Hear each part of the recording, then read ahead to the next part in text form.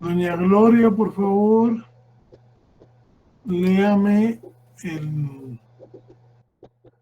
197 de su Código Penal. Buenas tardes, licenciado, con gusto. Dice de la acción penal. En cuanto al ejercicio de la acción penal, en los delitos contemplados en el título 3 del libro 2 de este código, rigen las siguientes disposiciones. 1. Son de acción pública perseguibles de oficio por el Ministerio Público.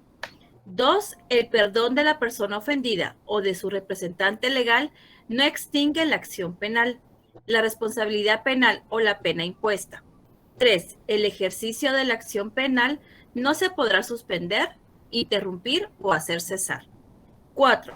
La Procuraduría General de la Nación se constituirá de oficio como querellante adhesivo y actor civil cuando la víctima sea una persona menor de edad o incapaz que carece de representante legal, o cuando exista conflicto de interés entre la víctima y su representante legal. En todo caso, velará por los derechos de la niñez víctima de acuerdo a su interés superior. 5. El Ministerio Público se constituirá de oficio en actor civil cuando la víctima sea una persona de escasos recursos económicos. 6. Los jueces están facultados para hacer declaraciones que procedan en la materia de filiación y fijación de alimentos, cuando así sea solicitado por la víctima o su representante legal. Si ustedes miran, este artículo viene a cambiar toda la perspectiva de que es un delito de instancia particular, porque ahí no se extingue la responsabilidad con el simple olvido de la víctima o el simple perdón, sino que va a continuar hasta que se llegue a su última sanción. Esto porque en algunos códigos procesales no se ha operado este cambio. Entonces es bueno que ustedes lo conozcan porque son delitos de acción pública, ¿verdad?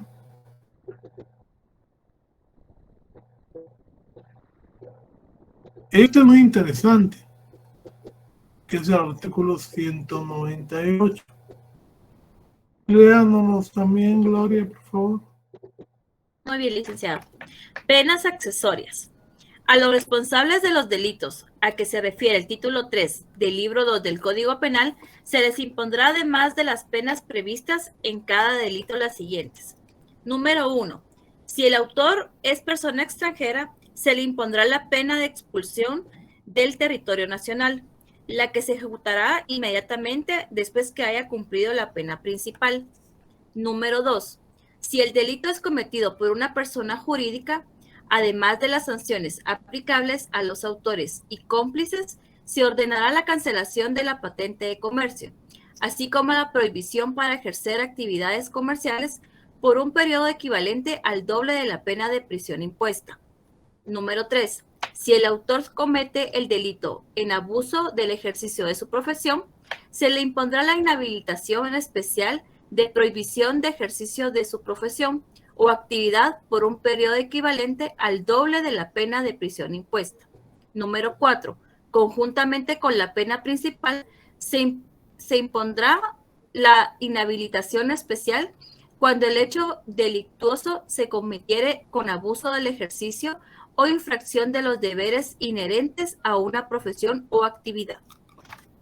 O sea que aquí se está buscando sancionar no solo a la persona responsable con la pena de prisión, sino también con aislarla o inhabilitarla para el ejercicio, en el caso de que sea, por ejemplo, un entrenador deportivo, cumple la pena de prisión, pero además está imposibilitado para ejercer su función de director técnico por el doble de la pena. En el caso que se cometiera un delito de exhibiciones obscenas por un cine, Este cine podría inclusive perder su personalidad jurídica y lo podrían cerrar.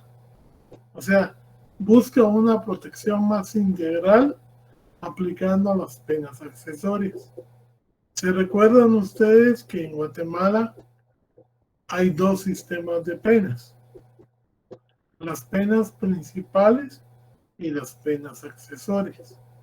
Estas penas accesorias están en su código penal y está, por ejemplo, la de inhabilitación absoluta, inhabilitación relativa, la de expulsión del territorio, la del comiso, la de pago de publicaciones que ustedes vieron en su derecho penal 1.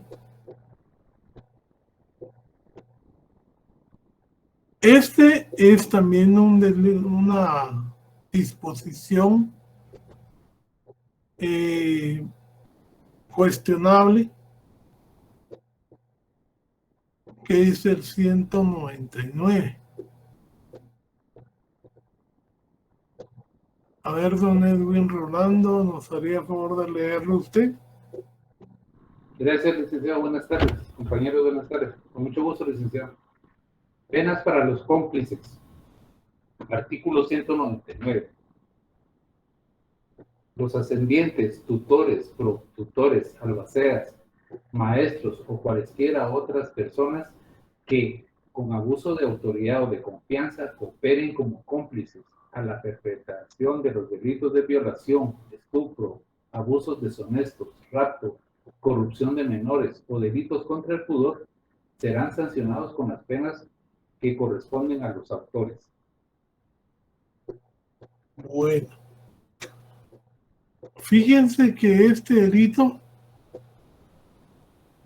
o sea, esta forma de penalizar, aquí tiene un poco de sentido, porque si los ascendientes, tutores o demás están explotando a las menores o a las mujeres, prácticamente tienen sus delitos aparte. Aquí se entendería una complicidad, pero que no fuera de, digamos, sin ningún interés, solo por la alcahuatería, digamos, que le llaman aquí en Guatemala. Porque en sí es bastante, digamos, complejo, y por eso es complejo que el cómplice se eleve a la categoría de autor, porque siempre hay una responsabilidad menor para los cómplices que para los autores. Entonces, en este tipo de delitos, en un momento se dispuso esto, que podrían ser castigados como tutores, como autores, pero siempre que no estén ya implicados en otro tipo de delitos de los que vimos anteriormente. Este fue declarado inconstitucional, que era el artículo que yo les decía, que el matrimonio del ofendido con el ofensor libera la responsabilidad penal. Y es que lógicamente el hecho de ser cónyuge no obliga, o sea, a perdonarle un acto de violación. Todo lo contrario, agrava, porque siendo su cónyuge, siendo su compañero, no podría esperarse de él una conducta de violación. Hoy diríamos que eso agrava, como lo hemos visto, la violación.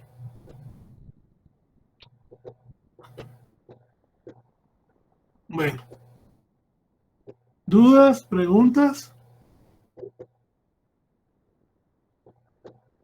Vamos a ver entonces. ¿Sí? Disculpe, buenas tardes. Fíjese que no entendí bien lo último que acabo de explicar. ¿Qué es lo último? En cuanto al artículo 198 que estaban leyendo el compañero. ¿Qué es lo que no entiende? Lo que pasa es que, disculpe, fíjese, como todavía ando en la calle para ir a la casa, entonces no escuché bien del familiar, algo así mencionó. Disculpe. Sí, pues es que el problema es eso, que usted no está en la clase bien, no podemos, no se puede concentrar. Es que les decía yo que generalmente es la división entre autores y cómplices obedece a un mayor reproche de culpabilidad y a una mayor participación. Entonces, con las reformas que este código trae, limita o castiga severamente a aquellas personas que por un precio, por un favor, por algún interés, favorece los delitos sexuales con personas que están bajo su custodia, bajo su tutela, porque son familiares. Y entonces esas personas ya caen en un delito particular, como los que hemos visto. Pero para todas aquellas personas que por simple alcahuetería, o sea, por simple quedar bien, pero sin esperar nada a cambio, favorecieran una relación, digamos, prohibida entre un su familiar y otra persona, ahí la ley faculta a que el juez les imponga la misma pena que a los autores.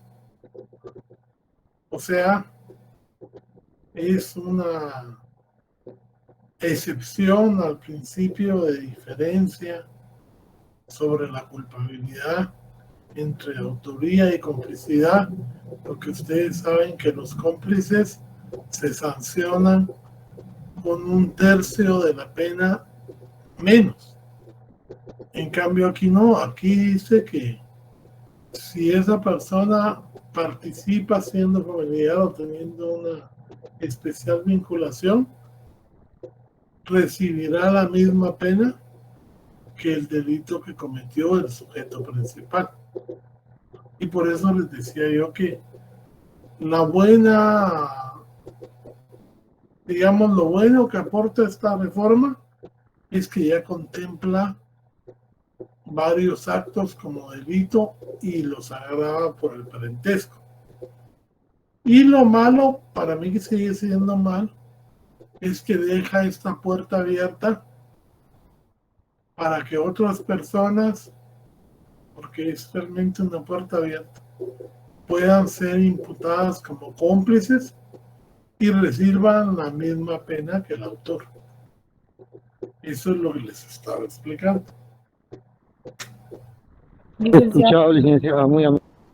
este artículo 199, a lo que lo entiendo yo es de que va sobre las personas encargadas de los menores de edad o incapacitados. Sí, pero como le digo yo, tiene que ser en aquellas conductas donde no haya un interés. Porque si hay un interés, hay dos delitos que agravan las responsabilidades. Digamos, cuando hablamos de la remuneración de personas con menores, ahí estamos hablando de supuestos similares. Es Entonces, como la palabra que utilizaban las abuelitas, el que alcahuetea, digamos. sí, exactamente. Que no tiene un interés, digamos, directo, más que quedar bien con el otro, pero no va a recibir nada a cambio, pero sí interviene. Entonces, o como dice el compañero aquí, está viéndolo y se hace loco, pero eso no sería propiamente una de las acciones de los cómplices, pero sí le permite al juez sancionarlo con una pena de autor, aunque su situación, veamos el artículo 37. ¿Qué dice el artículo 37? Que el estar llevando correspondencia o papeles o servir de enlace entre los que cometen el delito y las víctimas, pues esa ya es una complicidad. Supongamos que el cómplice sea el hermano, sea la hermana, y entonces él en sí, por esa actuación de cómplice y por ser alguien que debiera velar por el cuidado, va a poder ser responsable de la pena que le corresponda por el delito que cometiera el sujeto activo solo por haberlo ayudado. Ese es el fondo de esta norma. Ya sea que sea familiar, ya sea que sea tutor. Póngase que un entrenador de básquet está viendo que un directivo está enamorando a una de las muchachas de 12 años, pero inclusive lo ayuda poniéndola a ella a entrenar en horas más tarde o avisándole cuándo va a estar y en dónde, qué sé yo. Cuando está haciendo acciones no principales, a esta persona también se le puede castigar como autor por el, digamos, el decir guatemalteco de que está alcahueteando al que va a cometer el delito. Esa es la palabra exacta. Teniendo siempre que tener una de las calidades que menciona la ley.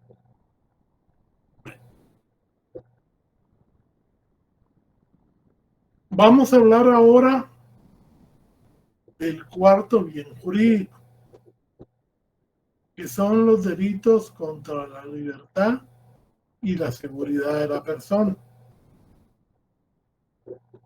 Ustedes saben que todos tenemos derechos y que esos derechos nos los reconoce la Constitución Política de la República y varios pactos. Hay una infinidad de pactos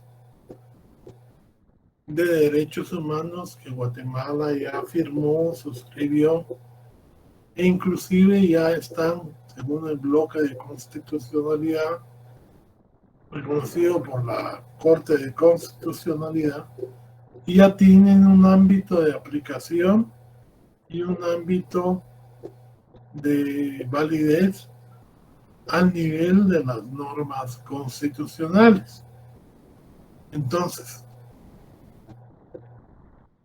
todo ser humano tiene derecho a desplazarse.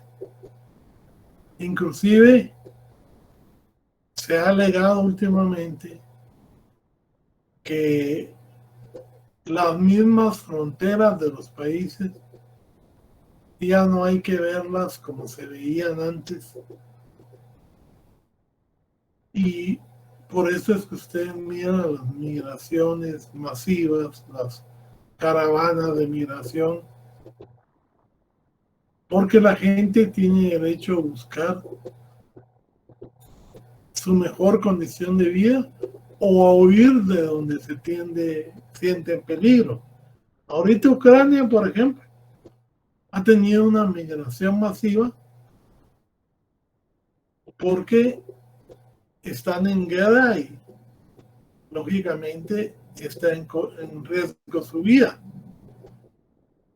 Aquí en nuestros países centroamericanos, el sueño americano de ir a los Estados Unidos sea no solo porque van a querer encontrar mejor trabajo, sino que porque hay personas que han sido amenazadas por maras, que han sido amenazadas anteriormente por guerrilla, por PAC. Entonces, eso ha sido el movimiento migratorio. Ya no digamos el poder disponer usted de dónde quiere estar o dónde no. Entonces, la figura clásica que protege el delito contra la libertad y también contra la seguridad es el delito de secuestro. Este delito, compañeros, ha tenido un desarrollo enorme, pero no enorme para bien, sino enorme para mal, desde que se promulgó en 1973. En esa época, secuestro era la privación o retención contra su voluntad de una persona a cambio de obtener rescate, canje o recompensa. Entonces, lógicamente, si se llevaban a una persona y le estaban pidiendo dinero a la familia a cambio de dejarla en libertad, eso era un secuestro. Y ese secuestro decía que la pena era la pena máxima en esa época, llegaba a los 30 años, pero que se podía imponer la pena de muerte solo cuando la persona falleciera. Bueno, avanza el código. En el 79 nosotros suscribimos el Pacto de San José, el Pacto Interamericano de Derechos Humanos, y en ese pacto, en el artículo 4, dice que las legislaciones que al momento de suscribir el pacto tienen vigente la pena de muerte, no lo podrán extender a ningún otro delito. Y que además, si se abroga la pena de muerte, pues ya no podrán volverla a implementar.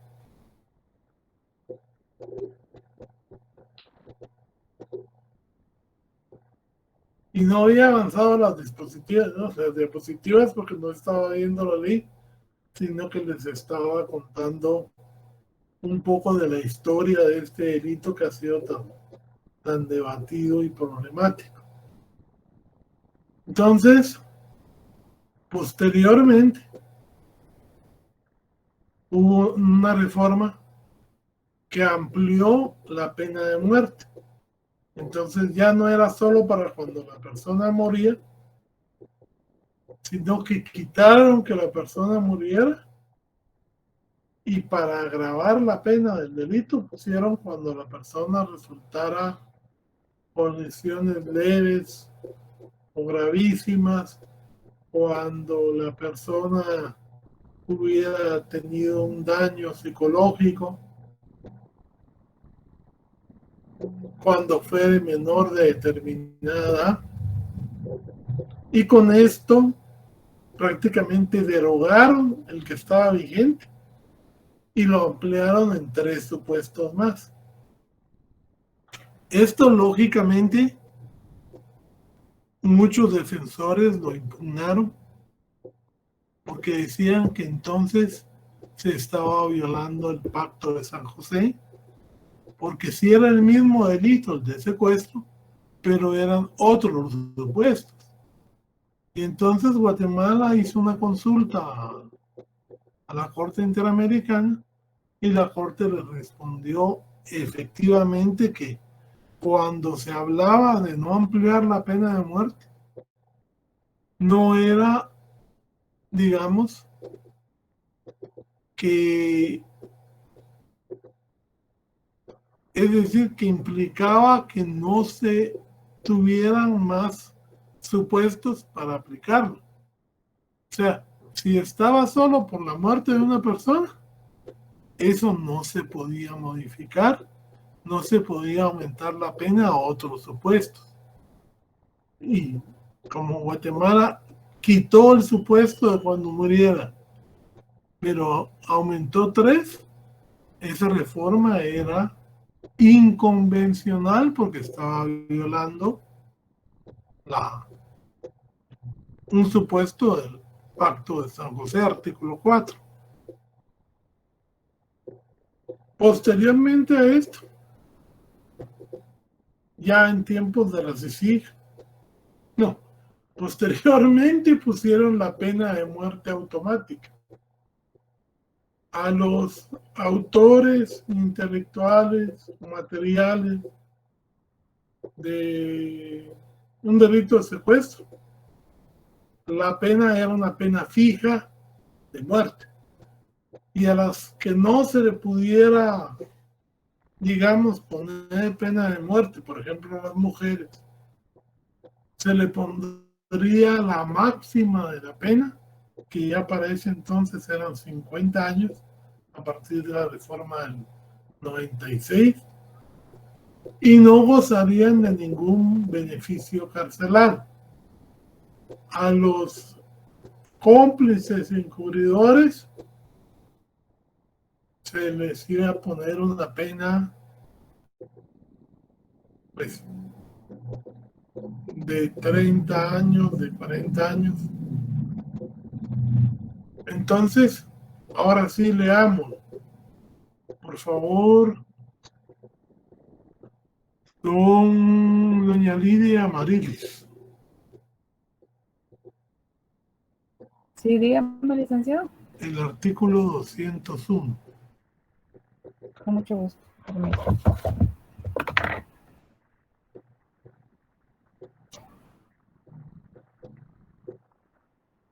Plagio o secuestro. A los autores materiales o intelectuales del delito de plagio o secuestro de una o más personas con el propósito de lograr rescate, canje de personas o la toma de cualquier decisión contraria a la voluntad del secuestrado o con cualquier otro propósito similar o igual, se les aplicará la pena de muerte. Y veamos este cambio que hicieron también. Originalmente era rescate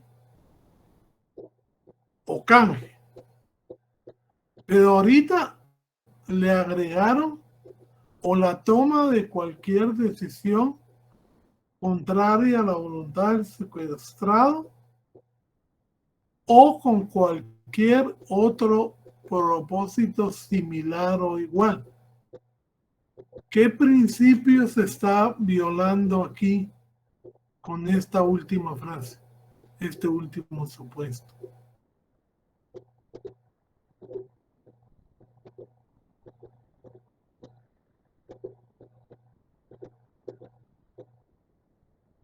El principio de prohibición de analogía. En derecho penal no puede quedar nada sin ser descrito. Cuando nosotros decimos propósito similar, eso puede ser, digamos, que a ella no le gustan los frijoles y yo la obligue a comer frijoles. Porque es propósito similar o igual. Entonces, esto viola el principio de taxatividad de la ley, usando la analogía para que el juez complete el tipo penal. Y ahora sí, léame la pena donde se quedó.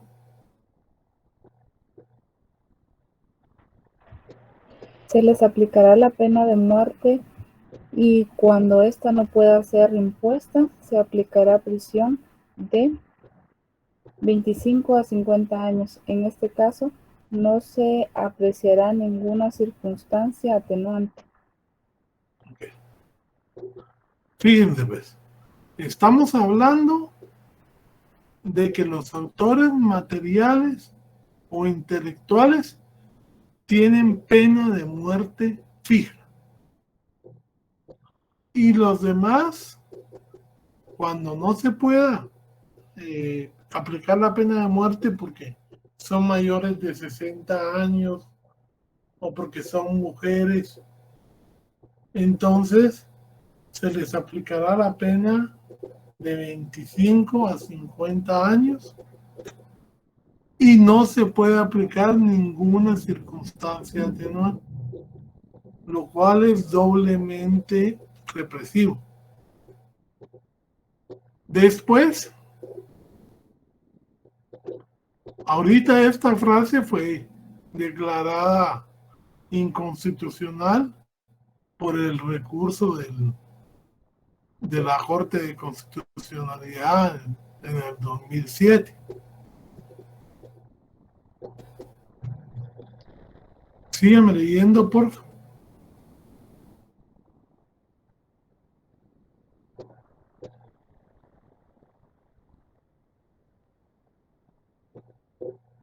Lidia.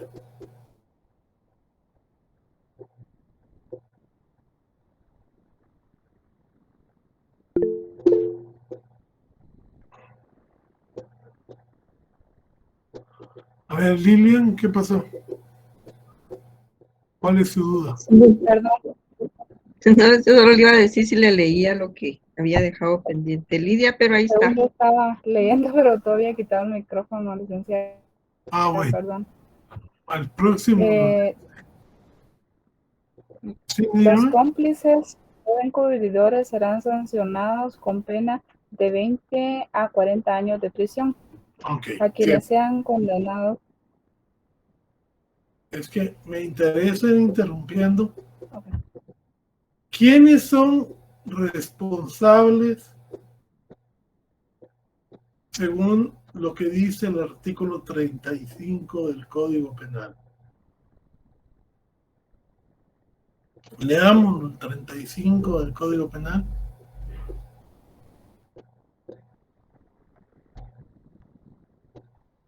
Los autores y cómplices. Ok. Si ustedes miran, nuestro código opera bajo el principio que los únicos responsables de los delitos son los autores o los cómplices. Aquí incluyen como forma de participación a los encubridores. Y entonces aquí se está rompiendo el esquema de los artículos 35, 36, 37. Porque el encubridor es la persona que comete un delito particular que está regulado en nuestro código, pero que no es partícipe del delito, sino que comete un delito autónomo. Pero aquí este artículo 201 los vuelve a meter como partícipes y los compara con los cómplices, dándoles una pena de 20 a 40 años de prisión. Otro error que contradice, digamos, los principios constitucionales del derecho penal.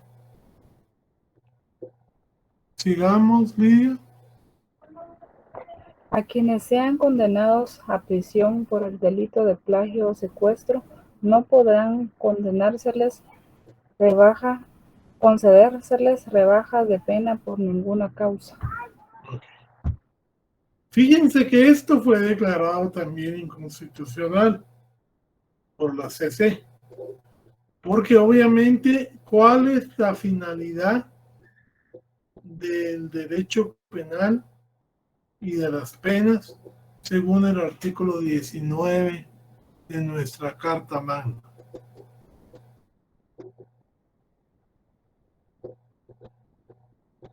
Que ustedes ya lo leyeron, que ustedes ya lo vieron, es el fin de resocialización, readaptación del delincuente. Entonces, si la finalidad constitucional es readaptar, y decimos que para los plagios no podrá concederse la rebaja de pena por ninguna causa, estamos violando el principio de igualdad. Y por eso es que la CC ya dijo que esto tampoco era legal.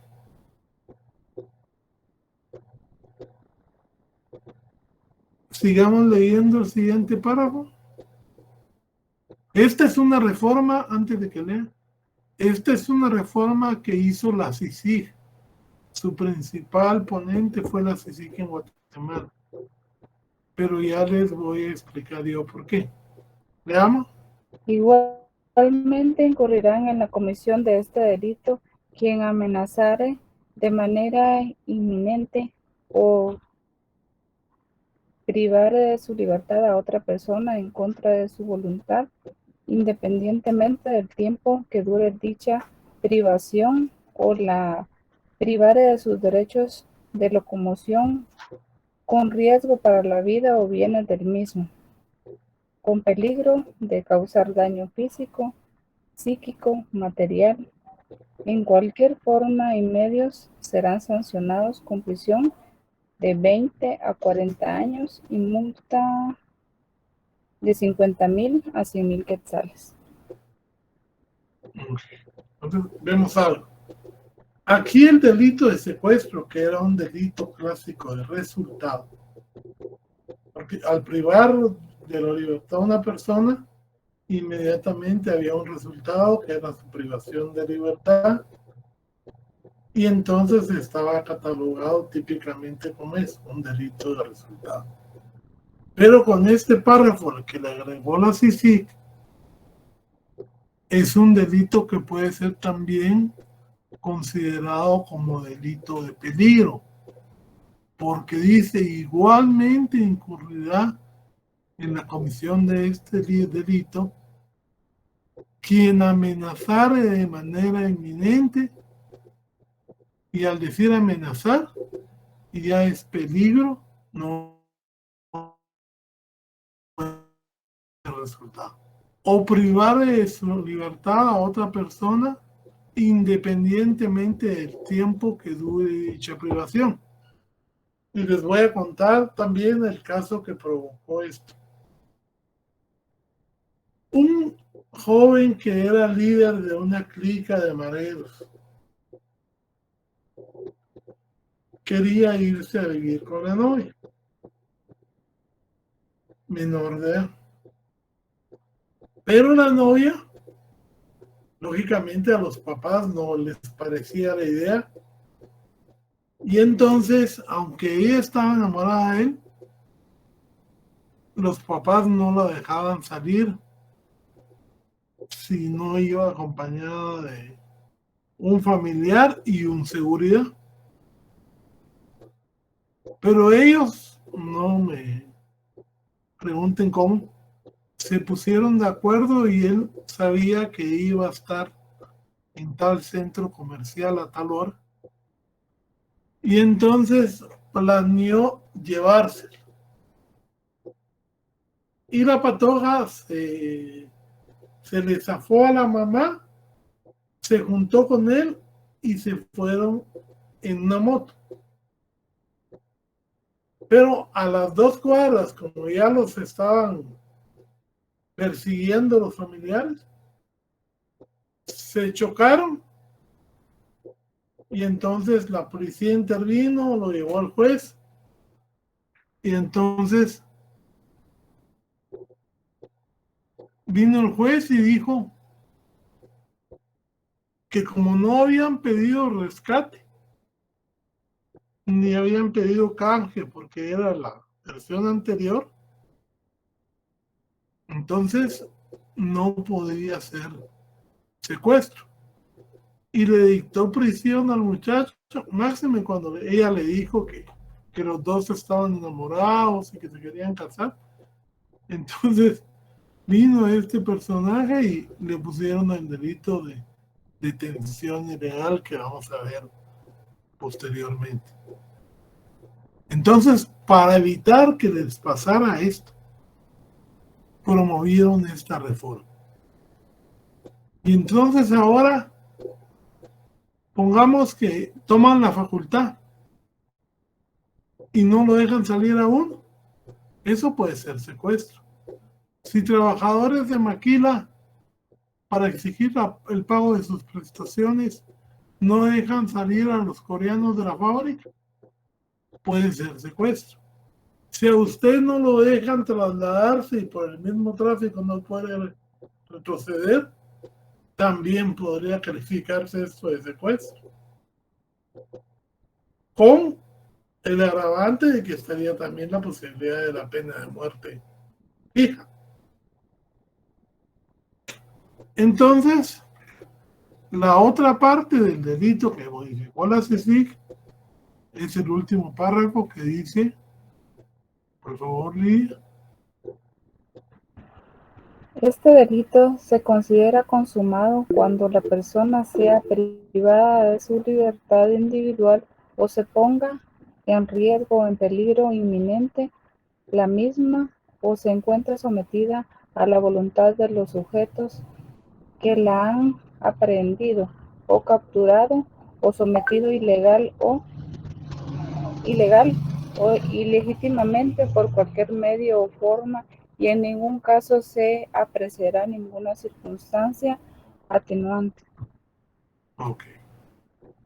Entonces vemos que con estas reformas el delito está totalmente desnaturalizado y es peligrosamente amplio, porque no especifica fines específicos como antes, sino que lo tiene a la amenaza, al riesgo, y entonces prácticamente esto puede caber en un montón de supuestos que realmente no era la idea del delito de secuestro. A ver, don Edwin. Sí, don Edwin.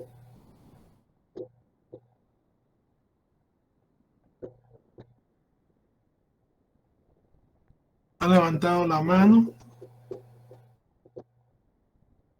pero no se le oye. Párrafo. ¿Sí se me oye? Ahora sí. Sí, con respecto al párrafo anterior que explicó, entonces a la hora de nosotros encuadrar Pues mire, como les he dicho yo, peligro, los delitos ya no no debe tienen, resultar. los delitos no tienen una receta mágica. Entonces, hay que ver. Si, por ejemplo, estamos en el caso de la maquila y los trabajadores lo que no quieren es que se vayan, porque ya ha pasado muchas veces que los coreanos se van, sacan la maquinaria y las prestaciones ni se miran, ni se oyen, ni se pueden cobrar, pero yo diría que no estaríamos ante un delito de secuestro en sí, porque la privación de libertad no se hace para obtener algo injusto, sino que para, digamos, hacer valer un derecho humano a la indemnización. O sea, todo tiene su, como le dijera yo, su lógica. Si un grupo de estudiantes vinieran y encerraran a un profesor porque creen que han salido mal en sus resultados y lógicamente ahí tampoco estaríamos ante un secuestro, porque tendría otras vías alternativas, sería una detención ilegal. ¿Me entiende? Entonces, Sí, prácticamente el secuestro está diseñado, por ejemplo, si yo voy a violar a una persona, como no la puedo violar dentro de su círculo de protección, o sea, tengo que o retenerla o extraerla de su vida normal. Entonces, como esa sí es una situación en que la voy a obligar a hacer algo que ella no quiere, entonces sí hay secuestro. Porque sí cae en esa nueva reforma y antes porque estaba el delito de rapto. Pero ahora como ya no hay rapto, entonces se decidió que ahora la privación de libertad de una mujer o un hombre para obligarlo a tener relaciones sexuales, además de la violación, concurre el secuestro. Ya. Pero es, digamos, de la finalidad que se busca. Si la finalidad es ilícita, para obligarlo a hacer algo que él no quiera, entonces va a concurrir con secuestro. De lo contrario, no. Ya.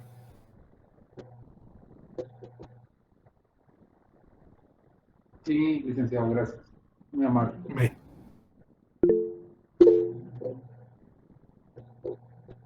Doña Lidia, Silic, perdone, ahí se incurriría en doble delito. Si viola y secuestra, sería un sí, concurso de hay dos delitos. Dos delitos porque no podemos hablar de concurso real cuando de concurso ideal cuando se trata de bienes personalísimos. Les voy a subir yo esa jurisprudencia porque el concurso es norma de favorecer al procesado imponiéndole una pena menor. Entonces, cuando esto se hace en contra de bienes jurídicos de personas individuales, no es aplicable. Solo cuando se trata de delitos patrimoniales o de alguna otra naturaleza. Esos bienes personalísimos, siempre van a concurrir en concurso real. Y por cada violación o por cada secuestro va a ser un hecho independiente. ¿Ya? Muy bien, gracias, Lic. Léame ahora usted el 201 bis. Muy bien, Lic. Artículo 201 bis establece: comete el delito de tortura en por orden, con la autorización, el apoyo o aquiescencia de las autoridades del Estado, inflija intencionalmente a una persona dolores o sufrimientos graves, ya sean físicos o mentales, con el fin de obtener de ella o de un tercero información o confesión por un acto que haya cometido o se sospeche que hubiere cometido, o que persiga intimidar a una persona o por ese medio a otras personas. Igualmente cometen el delito de tortura los miembros de grupos o bandas organizadas con fines terroristas, insurgentes, subversivos o de cualquier otro fin delictivo. Él o los autores del delito de tortura serán juzgados igualmente por el delito de secuestro. No se consideran torturas las consecuencias de los actos realizados por autoridad competente en el ejercicio legítimo de su deber y en el resguardo del orden público. Él o los responsables del delito de tortura serán sancionados con prisión de 25 a 30 años. Okay. Esa reforma que hice de último es porque se le había puesto pena de muerte, pero se eliminó precisamente porque se declaró inconstitucional.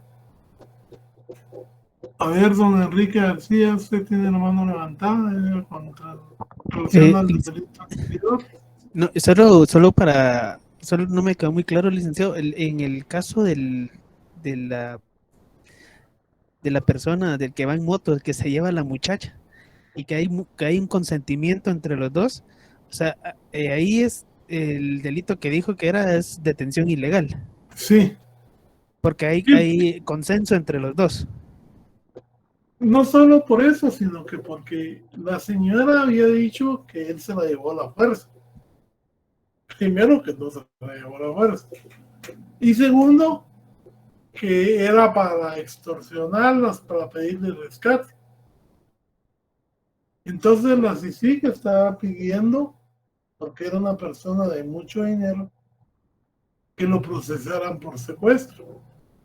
Pero el juez dijo, primero, fue tan corto el tiempo que nunca se supo la finalidad. Y segundo, con la declaración de la misma víctima, se entiende que no hubo, digamos, falta de consentimiento, sino que ya hubo una planificación entre ellos. Y por lo mismo no hay delito. Ah, ya está, licenciado. Y otra pregunta, ¿el autosecuestro cómo funciona o cómo es ese delito? No hay delito de autosecuestro. Ah, no. O sea, si hablamos de personas mayores de edad, no hay autosecuestro. Ese es un término que ha inventado la prensa, porque si yo consiento en que me priven de libertad, no existe la privación en sí. Eso ya sería otra figura. A ver, don Edwin Rolando. Sí, gracias, licenciado. Fíjese que lo que está describiendo ahorita con lo que preguntó el compañero, me viene a la memoria un caso donde los dos hermanos y un tercero en tiempo de Ríos Montt fueron fusilados por los benditos estos juzgados eran fuero de especial, ¿verdad? Sí. Donde ahí, en contubernio de la adolescente que era novia de uno de los hermanos, fingieron que la habían secuestrado y le pidieron dinero al papá de la muchacha, pero como fueron sorprendidos en su mentira, entonces la muchacha sí, al verse descubierta, perdón, dijo que sí la habían secuestrado, y como era una familia bastante pudiente, entonces encarcelaron a los dos hermanos y al tercero que prestó la casa para que ahí estuvieran los novios, ¿verdad? Y como fue en ese tiempo, pues los tres fueron fusilados. Sí, lógicamente en ese tiempo ellos confesaron seguro porque... Los hicieron confesar. Ahí había tortura y se podía hacer todo tipo de retroactividades. Se daba el principio de juez natural, pero estábamos en un estado de facto.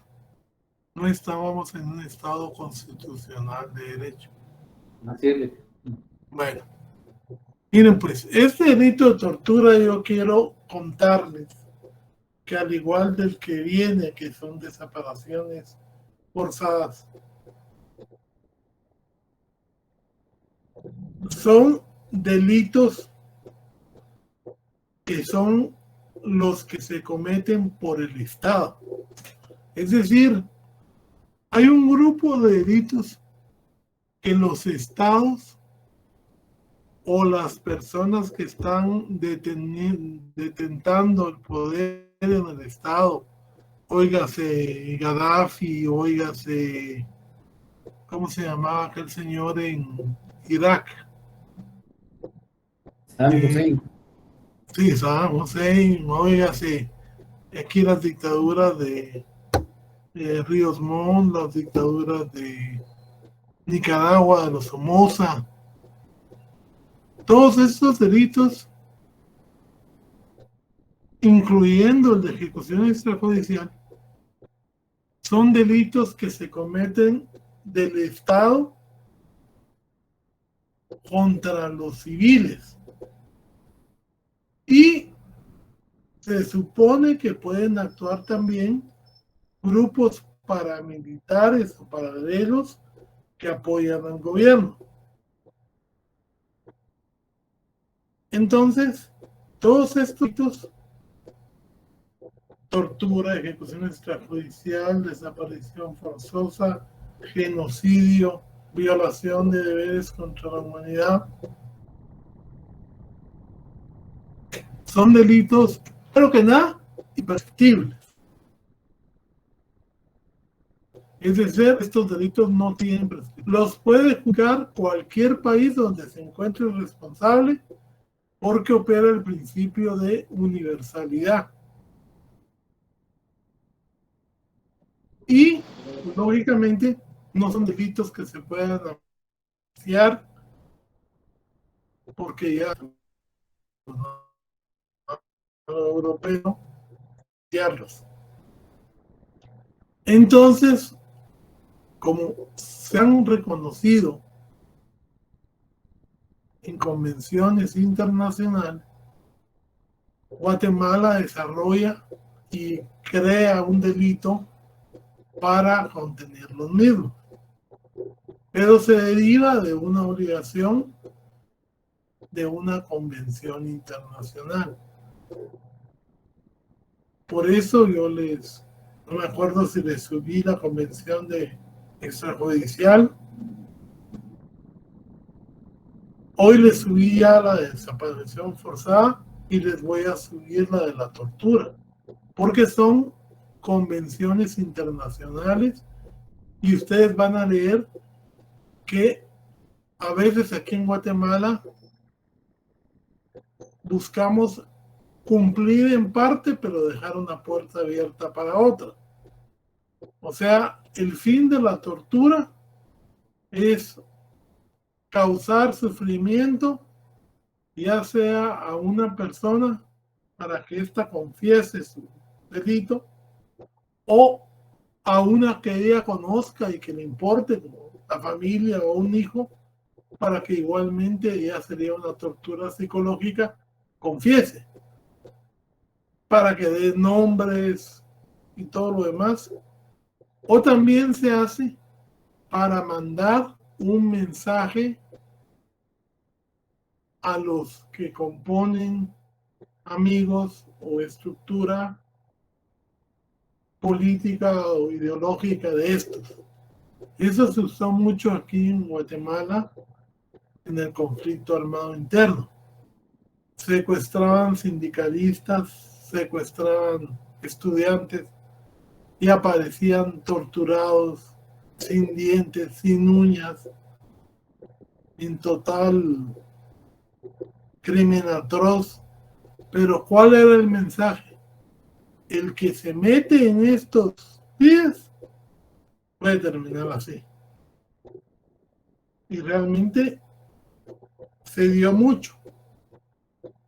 Inclusive en el 96 tuvimos casos de esos, supuestamente ya estando en un periodo democrático. ¿Sí, don Milton? Sí, buenas noches. Disculpe, ¿en qué caso ya precisamente se empieza a considerar como tortura? Pues mire, así una regla básica no hay. Pero si una persona es sometida, lo principal, la verdad es que lo principal es que su crimen tenga conexión con el Estado o con grupos paralelos del Estado. Porque, digamos, también puede haber un grupo de narcos, por ejemplo, que con un corta uñas piquen a una persona, pero eso en la convención, como convención, no entraría como tortura. Aquí, en cambio, Guatemala siempre pone este parrafito, que se comete el delito de tortura por grupos, bandas, con fines terroristas, insurgentes o cualquier otro fin delictivo, pero porque lo pone para tener una puerta de salida. Porque realmente la tortura, el sujeto activo es el Estado o alguien que colabore con el Estado. Los narcos cometen asesinatos porque ellos es el asesinato mediante ensañamiento. Que si ustedes miran el ensañamiento es deliberar el dolor de la víctima antes de matarlo. Y eso es lo que hacen las maras, los grupos. Normalmente se le dice tortura, pero debería ser ensañamiento. O sea, no hay, en el daño físico no hay diferencia. Lo que sí es el origen, el sujeto activo y el móvil de la tortura. O sea, porque una persona haya, digamos,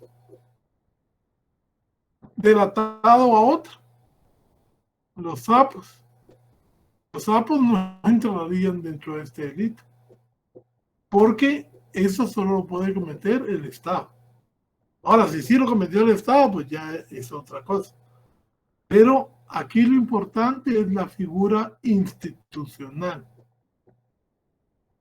Y por eso estos delitos son considerados delitos que tienen competencia en la Corte Penal Internacional.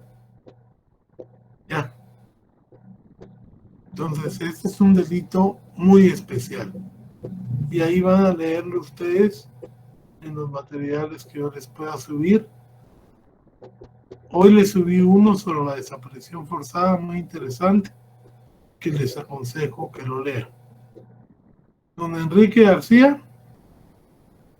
Licenciado, ¿aplica este delito de la tortura, por ejemplo, la mano dura que tiene el presidente Bukele en contra de los integrantes de las pandillas? Pues podría aplicar. Lo que pasa es que si él es el presidente, si él tiene la Corte de Constitucionalidad, si él tiene las cortes, si él tiene el procurador y tiene el fiscal, ¿quién va a iniciar la acción? Pero si los presos están siendo sometidos a condiciones infrahumanas como ejemplo de lo que se va a hacer con este tipo de delincuencia. Y no es ese el fin que persigue la Constitución de El Salvador, que también es resocializadora y rehabilitadora. ¿Sí? Sí, lo mismo está pasando aquí en Guatemala. En cuanto a la computación de las autoridades. Una cosa que sí es bueno aclarar es que no se considera tortura a los actos que cometen las autoridades en ejercicio legítimo de su actividad. Por ejemplo, cuando hay una manifestación y los policías que se asignan de reacción inmediata están siendo atacados, están con machetes y piedras, y entonces ellos prácticamente cumpliendo su labor y en uso racional de la fuerza, que es algo que hay que acordarse que ya está normado, entonces prácticamente no cometen tortura, porque es una reacción ante una agresión ilegítima. Pero tampoco se considera legítima defensa, sino que se considera el legítimo ejercicio de un derecho por la, digamos, función que ellos tienen.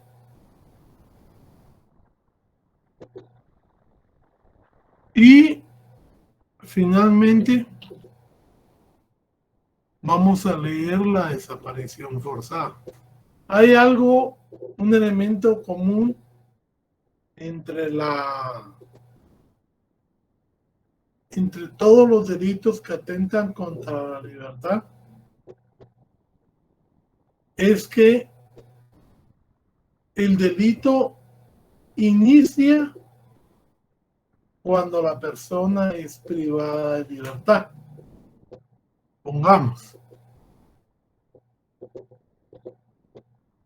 en 1980 desaparecieron un par de estudiantes y se supone que los testigos vieron que se los llevaron en un jeep militar elementos del ejército.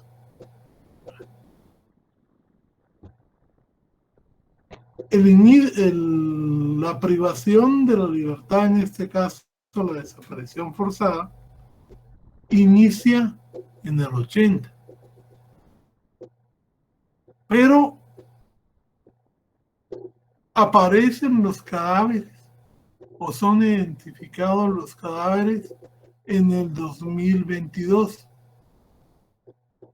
Fíjense que aparentemente cuando ellos fueron secuestrados no estaba vigente el delito de desaparición forzada, que es del año 96.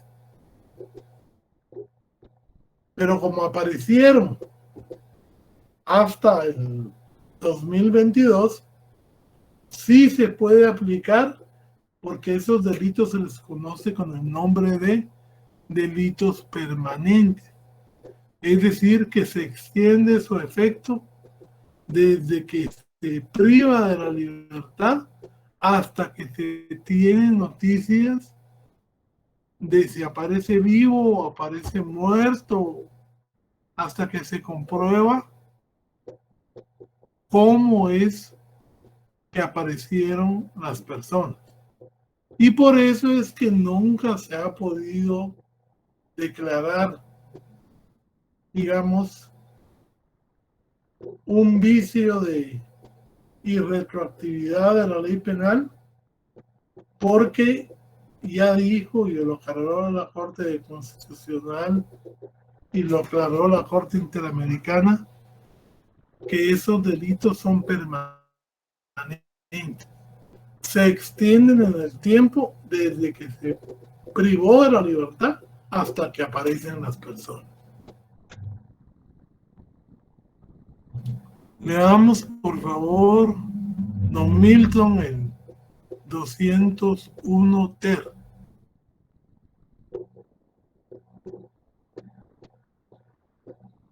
Con mucho gusto, Lick. Comete el delito de desaparición forzada quien, por orden, con la autorización o apoyo de las autoridades del Estado, privar en cualquier forma de la libertad a una o más personas por motivos políticos. Ocultando. Por motivos políticos. Eso es bien importante porque esos son los supuestos de consumación. Es una persona, un particular, por orden, con la autorización o el apoyo del Estado, priva de su libertad a otra persona por motivos políticos. Siga leyendo, por favor. Segundo supuesto. Ocultando su paradero, llegándose a revelar su destino o reconocer su detención, así como el funcionario o empleado público pertenezca o no a los cuerpos de seguridad del Estado, que ordene, autorice, apoye o dé la adquisiencia para tales acciones. En cuanto a la doctrina, que eso es doctrina, de cuando un delito es permanente, esa está en Penal 1, la debieron de haber visto en Penal 1, no tiene un fundamento así particular legal, pero sí es reconocido por el efecto en el tiempo de los... Acuérdense que este es un delito de resultado y se comete por el transcurso del tiempo. Les voy a pasar yo la sentencia de la Corte para que tengan más claro esto, porque no es un delito con un fundamento legal, sino más que todo un fundamento doctrinario y fundamento jurisprudencial. Entonces aquí vemos que los primeros dos supuestos interviene un particular con el apoyo del Estado por motivos políticos. En el segundo, lo ordena el funcionario que puede pertenecer o no a los cuerpos de seguridad y los particulares lo obedecen siempre por motivos políticos.